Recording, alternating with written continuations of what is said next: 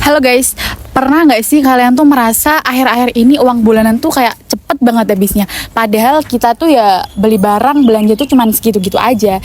Ya karena sekarang ini harga barang semakin naik. Nah, yang merasa kayak gitu tuh bukan cuma 1-2 orang aja loh.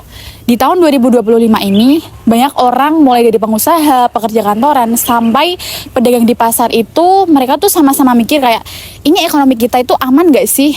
Lagi krisis atau gimana sih? Nah, di video ini kita akan membahas kondisi ekonomi terkini di Indonesia. Ya udah, nggak usah lama-lama, langsung aja yuk kita mulai. Kuartal 1 2025, pertumbuhan ekonomi Indonesia cuma 4,87%. Ini jadi angka terendah sejak kuartal 3 tahun 2021. Apa? Karena dunia lagi penuh ketidakpastian, konflik geopolitik, perlambatan global, dan inflasi tinggi di negara-negara maju.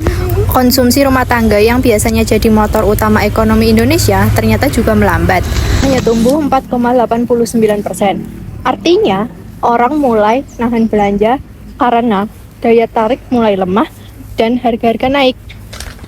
Investasi swasta turun, banyak investor wait and see. Belanja pemerintah juga kontraksi.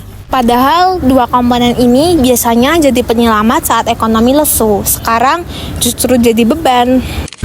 Tapi nggak semuanya suram. Sektor pertanian justru naik tajam, tumbuh 10,5%. Jadi harapan baru. Artinya sektor real seperti pangan, kalau digarap serius bisa jadi pondasi kuat ekonomi kita. Pasar saham lagi-lagi diuji. Kondisi ini memicu perdagangan harus dihentikan sementara.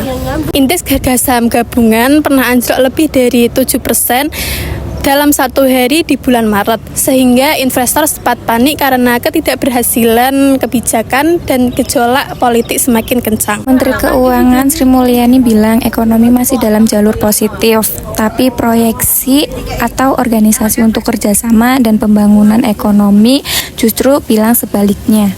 Pertumbuhan Indonesia berpotensi stagnan atau tidak ada perubahan. Ini menunjukkan pentingnya komunikasi pemerintah yang jujur dan transparan ke publik. Kita nggak bisa tutup mata melihat tekanan global yang sangat besar. The Fed atau Bank Sentral Amerika belum menurunkan suku bunga, serta konflik Timur Tengah yang masih berlanjut menjadikan ekspor Indonesia ke Cina pun melemah.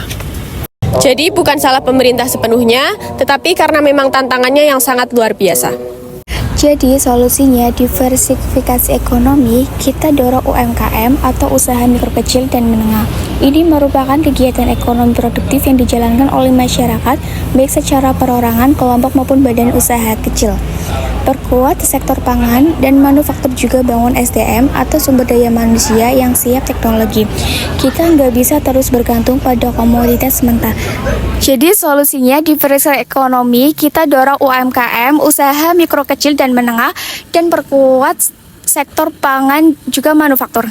Ekonomi boleh lesu, tapi harapan jangan ikut mati. Kita sebagai generasi muda harus ikut bagian dari solusi, edukasi diri, ambil peran dan membangun masa depan ekonomi Indonesia bareng-bareng. Yuk kita jalani.